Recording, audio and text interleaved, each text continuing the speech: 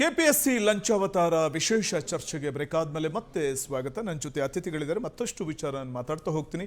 ಮಂಜುನಾಥ್, ಬಹುಶಃ ಈಗ 300 ಅಂಕ ದಾಟೋದೇ ಕಷ್ಟ ಇವತ್ತಿನ ದಿನಮಾನದ. ಮೇಡಮ್ ಹೇಳ್ತಾ ಇದ್ರು, ಸೊ ಪ್ರತಿಭಾವಂತರು ಗೋಲ್ಡ್ ಮೆಡಲಿಸ್ಟ್ ಕೂಡ 300 ಅಂಕವನ್ನು ಕೂಡ ದಾಟುವಂಥ ಕೆಪಾಸಿಟಿ ಇರುವಂಥವ್ರು, ಅವ್ರಿಗೆ ಕಡಿಮೆ ಅಂಕ ಬಂದಿರುತ್ತೆ. ಯಾರಿಗೋ ಗೊತ್ತಿಲ್ಲದವರು 300ಕ್ಕಿಂತ ಹೆಚ್ಚು ಅಂಕ ಹೆಚ್ಚು 300ಕ್ಕಿಂತ ಹೆಚ್ಚು ಅಂಕ ಬಂದಿರುತ್ತೆ ಅನ್ನುವಂಥದ್ದನ್ನು ಹೇಳ್ತಾ ಇದ್ರು. ಸೊ ಅಂದರೆ ಈ ಮೆರಿಟ್ ಪಟ್ಟಿಯಲ್ಲಿ ಬಂದಿರುವವರ ಈ ಅಂಕಗಳ ಕುರಿತಾಗಿ ನಿಮ್ಗಿರುವಂಥ ಅನುಮಾನಗಳು ಏನೇನು ಅಂತ ಅನಿಸುತ್ತೆ ಅಂತ. ಅಂದರೆ ಹಿಂದಿನ ಒಂದಷ್ಟು ಅಕ್ರಮಗಳನ್ನು ನೋಡಿದಾಗ ಈಗಿನ ಒಂದಷ್ಟು ಅಕ್ರಮಗಳ ಬಗ್ಗೆ ಮಾಹಿತಿ ನಿಮಗೆ ಸಿಕ್ದಂತೆ. ಸರ್, ಇದು ಆ ಮಾರ್ಕ್ಸ್ಗಳನ್ನು ನಾವು ನೋಡಿದಾಗ ನಮಗೆ ಮೂಡಿದಂಥ ಅನುಮಾನಗಳು ಏನಂದರೆ, ನಮ್ಮ ಒಬ್ಬ ಜೂನಿಯರ್ ಒಬ್ಬ ಹುಡುಗ ಇದ್ದಾನೆ ಸರ್, ಅವನು UPSC ನಡೆಸ್ತಕ್ಕಂಥ IFS ಎಕ್ಸಾಮನ್ನು ಪಾಸ್ ಆಗಿದ್ದಾನೆ. ಅಂಥ ವಿದ್ಯಾರ್ಥಿ ನಮ್ಮ ವೆಟರ್ನರಿ ಆಫೀಸರ್ ರಿಕ್ರೂಟ್ಮೆಂಟ್ ಎಕ್ಸಾಮನ್ನು ಕೂಡ ಬರೆದಿದ್ದಾನೆ. ಅವನು ಗಳಿಸಿರುವ ಅಂಕ ಎಷ್ಟು? 350. ಒಬ್ಬ ದೇಶದ ಪ್ರತಿಷ್ಠಿತ ಸಂಸ್ಥೆ ನಡೆಸಕ್ಕಂಥ ಎಕ್ಸಾಮಲ್ಲಿ ಅವ್ರು ಗಳಿಸಿರೋದು 350 ಸರ್. ಆದರೆ ಯಾರ್ಯಾರು ಅಕ್ರಮ ಎಸಗಿದ್ದಾರೆ ಅಂತ ನಮಗೆ ಅನುಮಾನ ಇದೆ, ಅವರ ಮಾರ್ಕ್ಸ್ಗಳು 480, 488, 500 ಈ ರೀತಿ ಇದೆ. ಇದು ನಮಗೆ ಇದು ಪರೀಕ್ಷೆಯ ಮುಂಚೆನೂ, ಪರೀಕ್ಷೆಯ ಸಮಯದಲ್ಲೂ, ಪರೀಕ್ಷೆ ನಂತರವೂ ಕೂಡ ಅಕ್ರಮಗಳು ನಡೆದಿರಬಹುದು. ಇದನ್ನು ಸಮಗ್ರವಾಗಿ ತನಿಖೆ ನಡೆಸಬೇಕು ಅಂತ ನಾವು ಒತ್ತಾಯಿಸ್ತಾ ಇದ್ದೀವಿ. ಏನೋ ಯಾರು ಮಧ್ಯವರ್ತಿಗಳಿರ್ತಾರೆ ಅವರಿಂದ ಹಣಕ್ಕೆ ಬೇಡಿಕೆ ಇಟ್ಟು ಅಭ್ಯರ್ಥಿಗಳಿಗೆ ಕರೆ ಬರೋದು, ಇಷ್ಟನ್ನು ಈಗ ನಿಮ್ಮದು ನಾವು ಲಿಸ್ಟಲ್ಲಿ ನಿಮ್ಮ ಹೆಸರನ್ನು ನೋಡಿದ್ದೀವಿ, ನಿಮ್ಮದು ಮಾರ್ಕ್ಸ್ ಇಷ್ಟು ಕಡಿಮೆ ಇದೆ, ನೀವು ಇಷ್ಟನ್ನು ನಮಗೆ ಕೊಟ್ಟರೆ ನಾವು ನಿಮ್ಮನ್ನು ಫೈನಲ್ ಲಿಸ್ಟಲ್ಲಿ ಖಂಡಿತ ನಿಮ್ಗೊಂದು ಉದ್ಯೋಗವನ್ನು ಕೊಡಿಸ್ತೀವಿ. ಕರೆ ಮಾಡುವಂಥ ಭೂಪರು ಯಾರು ಅಂತ? ಅವರು ಮಧ್ಯವರ್ತಿಗಳು ಸರ್, ಮಧ್ಯವರ್ತಿಗಳು. ಅವ್ರಿಗೆ ಹೇಗೆ ನಮ್ಮ ದೂರವಾಣಿ ಸಂಖ್ಯೆಗಳು ಇದು ಸಿಗುತ್ತೆ ನಮಗೆ ಗೊತ್ತಿಲ್ಲ, ಅದು ತನಿಖೆ ಮುಖಾಂತರನೇ ಬಯಲಿಗೆ ಬರಬೇಕು. ಇನ್ನೊಂದೇನೆಂದರೆ ಸರ್, ನಮ್ಮದು ಪಶುವೈದ್ಯಾಧಿಕಾರಿಗಳು ನಮ್ಮ ಕೆಲಸ ಗ್ರಾಮೀಣ ಮಟ್ಟದಲ್ಲಿ ರೈತರಿಗೆ ಸೇವೆ ಮಾಡುವಂಥ ಪುಣ್ಯದ ಕೆಲಸ ಸರ್. ಮೂಕಜೀವಿಗಳನ್ನು ನಾವು ಅವುಗಳ ಭಾಷೆ ಬರೆದಿದ್ರು 5.5 ವರ್ಷ ಕಷ್ಟಪಟ್ಟು ಓದಿ ಅವುಗಳ ಭಾವನೆಗಳನ್ನು ಅರ್ಥ ಮಾಡಿಕೊಂಡು ಚಿಕಿತ್ಸೆಯನ್ನು ಕೊಡ್ತಕ್ಕಂಥ ಪದವಿಯನ್ನು ಒಂದು ಏನು ಪ್ರೊಫೆಷನಲ್ ಕೋರ್ಸ್ ಓದಿರೋರು ನೀವು ನಂಬಲಿಕ್ಕಿಲ್ಲ ಸರ್. 2017ರಲ್ಲಿ ಕೊನೆ ರಿಕ್ರೂಟ್ಮೆಂಟ್ ಆಗಿರೋದು, ಪಶುವೈದ್ಯಾಧಿಕಾರಿಗಳನ್ನ ನೇಮಿಸ್ಕೊಂಡಿರೋದು 2017ರಲ್ಲಿ. ಹೌದು ಸರ್, 2017ರಲ್ಲಿ ಆರ್ಡರ್ ಕೊಟ್ಟಿದ್ದಾರೆ. 9 ವರ್ಷ ಆಗೋಯ್ತು ಸರ್. ಆ ನಂತರದಲ್ಲಿ ಈಗಲೂ ಕೂಡ ಕರ್ನಾಟಕದ ರಾಜ್ಯದಾದ್ಯಂತ ಹಲವು ಪಶು ಚಿಕಿತ್ಸಾಲಯಗಳಲ್ಲಿ, ಪ್ರೈಮರಿ ವೆಟರ್ನರಿ ಸೆಂಟರು, ಪಶು ಆಸ್ಪತ್ರೆಗಳು, ಪಾಲಿಕ್ಲಿನಿಕ್ಗಳಲ್ಲಿ ಹಲವಾರು ಹುದ್ದೆಗಳು, 1,500ದಿಂದ 2,000 ಹುದ್ದೆಗಳು ಖಾಲಿ ಇದ್ದಾವೆ ಸರ್. ಯಾವಾಗ ನಮಗೆ ಈ 2021ರಲ್ಲಿ FD ಕ್ಲಿಯರ್ ಆಯಿತು ಸರ್. ಈ ಏನು 348 + 52 ಬ್ಯಾಕ್ಲಾಗ್ ಸೀಟ್ ಇದ್ದಾವೆ, FD ಕ್ಲಿಯರ್ ಆಯಿತು ಸರ್. FD ಕ್ಲಿಯರ್ ಆದಮೇಲೆ ನಮ್ಮದು ಮುಂಚೆ ಹೇಗಿತ್ತು ನೇಮಕಾತಿ ಪ್ರಕ್ರಿಯೆ ಅಂದರೆ, ನೇರ ನೇಮಕಾತಿ ಇತ್ತು ಸರ್, ಬೇಸ್ಡ್ ಆನ್ CGPA. 5.5 ವರ್ಷ it's A professional course sir. ನೇರ ನೇಮಕಾತಿ ಅಂತಂದ್ರೆ ಆ ಒಂದು ಪ್ರೊಸೀಜರ್ ಹೇಗಿರುತ್ತೆ ಅಂತ ಸರ್? ಅದು ಪ್ರೊಸೀಜರ್ ಹೇಗೆ ಇರುತ್ತೆ ಅಂದರೆ, ವಿದ್ಯಾರ್ಥಿಗಳಲ್ಲಿ ಆ ಕ್ಯಾಟಗರಿಯಲ್ಲಿ CGPA ವೈಸು ಸರ್, ಯಾರು ಜಾಸ್ತಿ ತೆಗೆದಿರ್ತಾರೆ ಆ CGPA ಅವರಿಗೆ ರೋಸ್ಟರ್ ಪದ್ಧತಿ ಪ್ರಕಾರ ಕೆಲಸವನ್ನ ಕೊಡ್ತಾ ಹೋಗ್ತಾರೆ. ದಲ್ಲಾಳಿ ಅಂತ ಇರೋದೇ ಇಲ್ಲ, ಮಧ್ಯವರ್ತಿ ಅಂತ ಇರೋದೇ ಇಲ್ಲ, ಯಾರು ಇರೋದೇ ಇಲ್ಲ ಸರ್. ಅದು ನೇರವಾಗಿ ನಮ್ಮ ಇಲಾಖೆ ಮಾಡಿಕೊಳ್ಳೋಂಥ ನೇಮಕಾತಿ ಸರ್. ಅದು ನೇರ ನೇಮಕಾತಿ. ಹೀಗೆ ನಮ್ದು ಮುಂಚೆ ನಡೀತಾ ಇತ್ತು ಸರ್. ಆದರೆ ಕೆಲವು ಅಭ್ಯರ್ಥಿಗಳು ಇಲ್ಲ, ಇದರಿಂದ ನಮಗೆ ಒಂದು ಅವಕಾಶ ಕಳ್ಕೊತಾ ಇದ್ದೀವಿ, ಇದನ್ನು ನೀವು ಪರೀಕ್ಷೆ ಮಾಡಿದ್ರೆ ಎಲ್ಲರಿಗೂ ಸಹ ಸಮಾನವಾದಂಥ ಅವಕಾಶ ಸಿಗುತ್ತೆ. ಪರೀಕ್ಷೆ ನಡೆಸೋದು ಸಮಾನ ಅವಕಾಶಕ್ಕಾಗಿ ಮತ್ತು ಸಾಮಾಜಿಕ ನ್ಯಾಯಕ್ಕಾಗಿ, ಹೌದಲ್ವ ಸರ್? ಅದಕ್ಕೆ ಅವರು ಪರೀಕ್ಷೆಯನ್ನು ಒತ್ತಾಯಿಸಿ ಇದನ್ನು KPSCಗೆ ಕೊಡಿಸಿದ್ರು ಸರ್.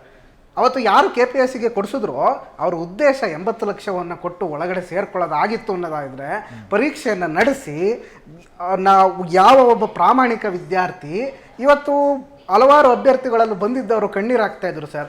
8.1 CGPA, 8.1 CGPA ಅಂದರೆ ಪರ್ಸೆಂಟೇಜ್ ಲೆಕ್ಕದಲ್ಲಿ 81% ಸರ್. ನಮ್ಮ ಪ್ರೊಫೆಷನಲ್ ಕೋರ್ಸ್ ಸರ್, MBBS ಓದಷ್ಟು ಸುಲಭ ಅಲ್ಲ ಸರ್. ಇಬ್ಬರೇ ಇರೋದಿಲ್ಲ ಅಲ್ಲಿ ಸ್ಟಡಿ ಮಾಡೋದಕ್ಕೆ, ಎಲ್ಲನೂ ಸ್ಟಡಿ ಮಾಡಬೇಕು. ಅದರಲ್ಲಿ ಓದಿ 8.1 CGPA ತೆಗೆದಂಥ ಅಭ್ಯರ್ಥಿಗಳಿಗೆ, 7 ಗೋಲ್ಡ್ ಮೆಡಲ್ ತೆಗೆದಂಥ ಅಭ್ಯರ್ಥಿಗಳಿಗೆ ಈ ಏನು ಅಂತಿಮ ಆಯ್ಕೆ ಪಟ್ಟಿಯಲ್ಲಿ ಬಂದು ಒಂದು ನೌಕರಿಯನ್ನು ತಗೊಳಕ್ಕೆ ಆಗ್ತಿಲ್ಲ ಅಂದರೆ ಇದನ್ನು ನಮಗೆ ಭಾಳ ನೋವಾಗುತ್ತೆ ಸರ್. ಪರ್ಸೆಂಟೇಜ್ ಅಂತ ಬಂದಾಗ ಮೆರಿಟ್ ಇಲ್ಲಿ ಎಷ್ಟಿರಬೇಕಾಗುತ್ತೆ ಅನ್ನುವಂಥದ್ದು ಸರ್. ಇದು ಈ ಏನು ನಮ್ಮದು ಪಶುವೈದ್ಯಾಧಿಕಾರಿಗಳ ಎಕ್ಸಾಮ್ ಇದೆ, 2 ಎಕ್ಸಾಮ್ ಇದೆ ಸರ್. ಒಂದು ಮಾರ್ನಿಂಗು, ಒಂದು ಮಧ್ಯಾಹ್ನ. ಮಾರ್ನಿಂಗ್ ಇರೋದು ಜನರಲ್ ಸ್ಟಡೀಸು ಅಂದರೆ ಸಾಮಾನ್ಯ ಪತ್ರಿಕೆ. ಎರಡನೇದು ಏನಂದರೆ ಪ್ರೊಫೆಷ್ನಲ್ ಕೋರ್ಸು ಸರ್. ನಮ್ಮದು ವೆಟರ್ನರಿ ಇರೋದು 300 ಮಾರ್ಕ್ಸ್, ಟೋಟಲ್ 600 ಮಾರ್ಕ್ಸ್ಗೆ ಈ ಪರೀಕ್ಷೆಯನ್ನು ನಡೆಸಿರುತ್ತಾರೆ ಸರ್. 600 ಮಾರ್ಕ್ಸಲ್ಲಿ 35% eligibility sir. ಅಂದರೆ 210 ಮಾರ್ಕ್ಗಳನ್ನು ತೆಗೆದ್ರೆ ಅವರು ಬರ್ತಾರೆ ಸರ್. ಈಗ ಏನು 400 ಹುದ್ದೆಗಳು ಕರೆದಿದ್ದಾರೆ, ಇದರಲ್ಲಿ ಕೇವಲ 329 ಅಭ್ಯರ್ಥಿಗಳು ಮಾತ್ರ ಆಯ್ಕೆ ಆಗಿದ್ದಾರೆ ಸರ್. ಇನ್ನು ಉಳಿದ ಅಭ್ಯರ್ಥಿಗಳು ಆಯ್ಕೆ ಆಗಿಲ್ಲ. ಯಾಕೆ ಅಂದರೆ ಆ 210ನ್ನ ಕ್ರಾಸ್ ಮಾಡದೇ ಇರತಕ್ಕಂಥ ಹಲವು ಹುದ್ದೆಗಳು ಹಲವು ಇದರಲ್ಲಿ ಹಾಗೆ ಉಳ್ಕೊಂಡಿದ್ದಾವೆ ಸರ್. ಅಂದರೆ ಆ ಎಕ್ಸಾಮ್ನ ಏನು ಕಾಂಪ್ಲೆಕ್ಸಿಟಿನ ನೀವು ಅರ್ಥ ಮಾಡ್ಕೋಬೇಕು ಸರ್. ಅದು ಏನೋ ಒಂದು ಪ್ಯಾಟರ್ನ್ ವೈಸ್ ಇರಲಿಲ್ಲ ಸರ್. ಎರಡನೇ ಪೇಪರ್ ಏನು ಪ್ರೊಫೆಷನಲ್ ಕೋರ್ಸ್ ಕೇಳಿದ್ರು, ನಮ್ಮ ಯಾವುದೇ ICAR ಆಗಲಿ ಅಥವಾ ನಮ್ಮ ಯೂನಿವರ್ಸಿಟಿ ಆಗಲಿ ಈ ಕೊಡ್ತಕ್ಕಂಥ ಒಂದು ಸ್ಟ್ಯಾಂಡರ್ಡ್ ಪತ್ರಿಕೆಯಾಗಿ ಇರಲಿಲ್ಲ ಸರ್. ಸೊ ಹಾಗಾಯಿತು. ಇದಕ್ಕೆ ಈ ಒಂದು ಕಾರಣಕ್ಕೇನೆ 71 ಸೀಟುಗಳು ಖಾಲಿಯಾಗಿ ಕೂಡ ಉಳ್ಕೊಂಡಿದ್ದಾವೆ. ಮತ್ತು ಯಾರು ಗೋಲ್ಡ್ ಮೆಡಲ್ ತೆಗೆದ್ರು ಕೂಡ ಅವರು ಅಂತಿಮ ಆಯ್ಕೆಯಲ್ಲಿ ಬರೋದಕ್ಕೆ ಸಾಧ್ಯ ಆಗಿಲ್ಲ. ಇಲ್ಲಿ ಅಕ್ರಮ ನಡೆದಿದೆ ಸರ್. ಇದನ್ನ ನಾವು ತನಿಖೆಗೆ ಒತ್ತಾಯಿಸ್ತಿದ್ದೀರಿ. ಆಕ್ಚುಲಿ ಹೆಂಗೆ ನಡೆದಿದೆ ಗೊತ್ತಾ ಸ್ಟೂಡೆಂಟ್ಸ್ ನಿಜವಾಗ್ಲೂ ಯಾವ ರೀತಿ ಅನ್ಯಾಯ ಆಗಿದೆ ಅಂದ್ರೆ, ಇವತ್ತು ಎಕ್ಸಾಮ್ ನಡೀತಾ ಅಂತ ಇಟ್ಕೊಳ್ಳೋಣ. ಎಕ್ಸಾಮ್ ನಡೆದಾಗ ನಾನು ಎಲ್ಲ ಅಥವಾ ಇವರೆಲ್ಲ ಬರ್ದಿರ್ತಾರೆ, ಎಲ್ಲನೂ ಬರ್ದಿರ್ತಾರೆ. ನಾನು ಇಲ್ಲಿ ಅಡ್ಜಸ್ಟ್ಮೆಂಟ್ ಮಾಡಿರ್ತೀನಿ ಫಸ್ಟ್ಗೆನೆ. ಅವ್ರು ನನ್ನ ಕೈಯಿಂದ ದುಡ್ಡು ತಗೊಂಡಿರ್ತಾರೆ. ಎಷ್ಟು 40 ಲಕ್ಷ ಇದೆ ಎಕ್ಸಾಕ್ಟ್ ಇದೇ ಎಕ್ಸಾಮ್ ಹೇಗೆ ನಡೆಯುತ್ತೆ ಅಂತ ಹೇಳ್ತಿದ್ರಿ. ಹೇಗೆ ನಡೆಯುತ್ತೆ ಅಂತಲ್ಲ, ಈ ಎಕ್ಸಾಮ್ಗೆ ಹೇಗೆ ನಡೆದಿದೆ ಇದಕ್ಕೆ ನಾನು ನಿಮಗೆ 40 ಲಕ್ಷ ರೂಪಾಯಿ ಫಸ್ಟ್ಗೆ ಕೊಟ್ಟಿರ್ತೀನಿ. ಆದರೆ ಇಲ್ಲಿ 100 ಪ್ರಶ್ನೆ ಏನಿದೆಯಲ್ಲ, ಬರೀ 20ಕ್ಕೆ ಮಾತ್ರ ನಾನು ಪಾಯಿಂಟ್ ಮಾಡಬೇಕು, ಉಳಿದ 80 ಹಾಗೇ ಬಿಟ್ಟು ಬರಬೇಕು. ಆಮೇಲೆ ಇದು ನಾನು ಬರೆದು ಹೋಗ್ತೀನಿ, ಮುಗೀತು. ಸಂಜೆ ಮತ್ತೆ ನನಗೆ ನೀವು ಒಂದು ಹೋಟೆಲ್ಗೆ ಕರೆಸ್ಬಿಟ್ಟು ಈ OMR ಶೀಟ್ ಮತ್ತೆ ಕೊಡ್ತೀರಾ, ಖಾಲಿ ಬಿಟ್ಟು ಬಂದಿರೋದು ಕೊಡ್ತೀರಾ, ಇದಕ್ಕೆ ಉತ್ತರ ಹಾಕು, ಇದಕ್ಕೆ ಇದು ನನ್ನದೇ ಕೈ, ನನ್ನದೇ ಪೆನ್ನು, ನಾನೇ, ಯಾವ ಸಾಕ್ಷಿನೂ ಸಿಗಕ್ಕೆ ಚಾನ್ಸ್ ಇಲ್ಲ. ಇದು ಬೆಳಿಗ್ಗೆ ನಡೆದಿರುತ್ತೆ, ಸಂಜೆ ನೀವು ನನಗೆ ಬರ್ತೀರಾ, ನಡೆಯುತ್ತೆ ಅನ್ನೋದನ್ನ ನಡೆದಿದೆ ಅನ್ನೋದನ್ನ ಹೇಳ್ತಾ ಇದ್ದೀನಿ ಸರ್. ನಾನು ಮತ್ತೇನ್ ಮಾಡ್ತೀನಿ, ಡೌಟ್ ಬರಬಾರ್ದು ಅಂತ ಇನ್ನೊಂದು 10 ಬಿಡ್ತೀನಿ. 90 ಕೂಡ ಫುಲ್ಲು ಕರೆಕ್ಟ್ ಮಾರ್ಕ್. ಬೆಳಿಗ್ಗೆ ಬರೀ 20 ಮಾಡಿರ್ತೀನಿ, 80 ಬಿಟ್ಟು ಬಂದಿರ್ತೀನಲ್ಲ, ಉಳಿದ 70ಕ್ಕೆ ಸರಿ ಉತ್ತರ ಆಯ್ತು. ಅಲ್ಲಿ ಆಯ್ತು, ಇದನ್ನು ಅವ್ನು ತಗೊಂಡೋಗ್ತಾನೆ, ಮತ್ತೆ ಅಲ್ಲಿ ಎಲ್ಲಿ ನನ್ನ ಸೀರಿಯಲ್ ಅಲ್ಲಿಗೆ ಸೇರಿಸ್ಕೋತಾನೆ. ಮುಂದೆ ನೀವು ಯಾವುದೇ ರೀತಿಯ ತನಿಖೆ ಮಾಡಿ, ಯಾವುದೇ ರೀತಿಯ ಫೋರೆನ್ಸಿಕ್ ಹೋಗಿ, ನಿಮಗೆ ಟೈಮ್ ಸೆಕೆಂಡ್ ಹೇಳಲ್ಲ ಇದು ಯಾವಾಗ ಆಗಿದೆ ಅಂತ, ಅದೇ ಡೇಟ್ಗೆ ಆಗಿದೆ. ಇವಾಗ ಯಾವುದೇ ಫೋರೆನ್ಸಿಕ್ ನೀವು ತನಿಖೆಗೆ ಹೋದ್ರೆ ಇದೇ ಸಮಯಕ್ಕೆ ವಾರಕ್ಕೆ ಆಗಿರುತ್ತೆ ಅಂತ ಅವ್ರು ಹೇಳ್ತಾರೆ. ಹೌದು, ನಂದು ಅದೇ ದಿವಸನೇ ಆಗಿರೋದು, 13/8/2024. ನೋಡಿ, ನನ್ನದೇ ಕೈ, ನಂದೇ ಬೆರಳು, ನಂದೇ ಪೆನ್ನು, ಆ ಪೆನ್ನು ನನ್ನ ಕೈಯಲ್ಲಿರುತ್ತೆ. ಅರ್ಥ ಆಯ್ತಾ? ಈ ತರ ಮಾಡ್ತಾರೆ 40 ಲಕ್ಷಕ್ಕೆ. ಆದರೆ ಈ 40 ಲಕ್ಷ ತಗೊಳ್ಳುವಾಗ ಅವ್ರು ಏನು ಮಾಡಿರ್ತಾರೆ ಗೊತ್ತಾ, ನನ್ನ ಒರಿಜಿನಲ್ ಡಾಕ್ಯುಮೆಂಟ್ಸ್ ಎಲ್ಲ ನೀವು ತಗೊಂಡಿರ್ತೀರಾ. ಯಾಕೆ? ಆಮೇಲೆ ನಂದು ಹೈ ಮಾರ್ಕ್ ಅಲ್ಲಿ ಬಂದು ಹಂಗೆ ಆದ್ರೆ ನಾವು ಉಳಿದ 40 ಲಕ್ಷ ಕೊಡದೆ ಹೋದ್ರೆ, ಯಾಕೆ ಡಾಕ್ಯುಮೆಂಟ್ ವೆರಿಫಿಕೇಶನ್ ನಂಗೆ ಡಾಕ್ಯುಮೆಂಟ್ ಬೇಕಲ್ವಾ. ಇದರಲ್ಲಿ ನನಗೆ ಒಳ್ಳೆ ಮಾರ್ಕ್ಸ್ ಬಂದ್ರೆ ಒಳ್ಳೇದು ಬಂದೇ ಬರುತ್ತೆ. ಆಮೇಲೆ ನನಗೆ ನೀವು ಟೈಮ್ ಕೊಟ್ಟಿರ್ತೀರಾ ಡಾಕ್ಯುಮೆಂಟ್ ವೆರಿಫಿಕೇಶನ್ ಬರುವಾಗ, ಸರ್ ನನ್ನ ಡಾಕ್ಯುಮೆಂಟ್ ಕೊಡಿ ಸರ್, ಉಳಿದ ರಿಮೈನಿಂಗ್ ಇಲ್ಲಿ ಹಾಕಿಬಿಟ್ಟು ತಗೊಂಡೋಗಿ, ಇಲ್ಲಾಂದ್ರೆ ಹುಡುಗ ಮತ್ತೆ ಓಡೋಗ್ತಾರೆ. ಉಳಿದದನ್ನು 40 ಲಕ್ಷ ನಾನು ನಿಮಗೆ ಕೊಟ್ಟರೆ ನೀವು ನನಗೆ ಡಾಕ್ಯುಮೆಂಟ್ ಕೊಡ್ತೀರಾ, ನಾನು ಹೋಗಿ ಡಾಕ್ಯುಮೆಂಟ್ ವೆರಿಫಿಕೇಶನ್ ಮಾಡ್ತೀನಿ, ಮಾರ್ಕ್ಸ್ ಅಂತೂ ಸೂಪರ್ ಆಗಿ ಬಂದಿದೆ, ನಾನು ಆಫೀಸರ್. ಇದು ಇಂತಹ ಆಫೀಸರ್ಗಳನ್ನ ಪಡೆದ ಕರ್ನಾಟಕದ ಅಡ್ಮಿನಿಸ್ಟ್ರೇಷನ್ 2015 ಆಫೀಸರ್ ಯಾವ ತರ ಇದ್ದಾರೆ ಅಂತ ಯಾವುದಾದ್ರೂ senior IAS officer KS officer ಹತ್ರ ಕೇಳಿ ಹೇಳ್ತಾರೆ. ಓ 2015 ನಿಮ್ಮ ಬ್ಯಾಚ, ಅದಕ್ಕೆ ಮಂಗನಿಗೆ ಪೆಕ್ಕರ್ ತರ. ಎಲ್ಲರ ಬಗ್ಗೆ ನಾನು ಹೇಳ್ತಾ ಇಲ್ಲ, ದಯವಿಟ್ಟು ಬೇಜಾರು ಮಾಡ್ಕೋಬಾರ್ದು ಯಾರು. ಕೆಲವರು ಪೆಕ್ಕರ್ ಆಗಿ ಬಾಯಿ ಬಿಡ್ತಾ ಇರ್ತಾರೆ, ನಿಮ್ಮ ಬ್ಯಾಚ, ಓ ಅತ್ಯಂತ ಕಳಪೆ ಬ್ಯಾಚ್ ಅಂತ ಹೇಳ್ತಾ ಇದ್ದಾರೆ. ಅದೇ 2014 ಬ್ಯಾಚ್ ಬಗ್ಗೆ ಒಳ್ಳೆ ಮಾತು ಹೇಳ್ತಾರೆ. ನಾವು ಕರ್ನಾಟಕ ಕಾಂಗ್ರೆಸ್ ಸರ್ಕಾರ ಇವಾಗ ಏನ್ ಮಾಡಿದೆ, ಅತ್ಯಂತ ಸಮರ್ಥವಾದಂತಹ ಒಬ್ಬ ಬಹಳ ಒಂದು ಪ್ರಾಮಾಣಿಕ ದಕ್ಷ ಅಧಿಕಾರಿ ಅಂತ ಖ್ಯಾತರಾದಂತಹ ದಿಗ್ವಿಜಯ್ ಬೋಡ್ಕೆ ಅನ್ನುವಂಥ ಒಬ್ಬ ಅಧಿಕಾರಿಯನ್ನು ನಾವು ಇವಾಗ ಕಂಟ್ರೋಲರ್ ಆಗಿ ನೇಮಿಸ್ಕೊಂಡಿದ್ದೀವಿ. ಹಾಗೆಯೇ ಜ್ಯೋತಿ ಮೇಡಮ್ ಸೆಕ್ರೆಟರಿ ಆಗಿದ್ದಾರೆ. ಇವಾಗೆಲ್ಲ ತುಂಬ ಚೆನ್ನಾಗಿ ನಡೀತದೆ, ಮಕ್ಕಳಿಗೂ ಒಳ್ಳೆ ಭರವಸೆ ಬಂದಿದೆ. ಆದರೆ ಏನು ಹೇಳ್ತೀನಿ, 384 ಪೋಸ್ಟ್ ಏನು ಬಂದಿತ್ತಲ್ವಾ ಲಾಸ್ಟ್, ಅದು ಮಾತ್ರ 100% ಅದರಲ್ಲಿ ಮೋಸ ಆಗಿದೆ.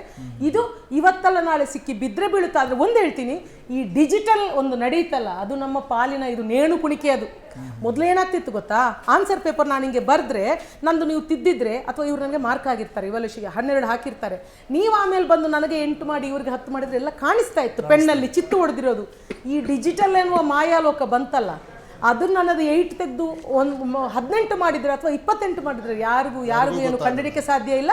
TCS ಹೇಳಿತು, ನಮ್ಮದೇ ಇದರಲ್ಲಿ TCS ಹೇಳಿತು, ಇಲ್ಲ ನಿಮ್ದು ಏನು ಡೇಟಾ ನಾವು ಇದು ಮಾಡಿದ್ವಲ್ಲ ಅದೆಲ್ಲ ಡಿಲೀಟ್ ಆಗಿ ಹೋಗಿದೆ ಅಂತ ಹೇಳ್ತು. ಯಾಕಂದ್ರೆ ಇವ್ರು ಹೇಳಿದ್ರಲ್ಲ, ಎಂಥ ಹೈ ಪ್ರೊಫೈಲ್ ಕೇಸ್ ಅಂತ ಹೇಳಿದರೆ ಇದರ ವಿರುದ್ಧ ಮಾತಾಡಿದವರು ನಮಗೇನಾದರೂ ಜೀವಕ್ಕೆ ಏನಾದರೂ ತೊಂದರೆ ಆಗ್ಬೋದು ಅನ್ನೋಂಥ ಭಯ ಬರುತ್ತೆ.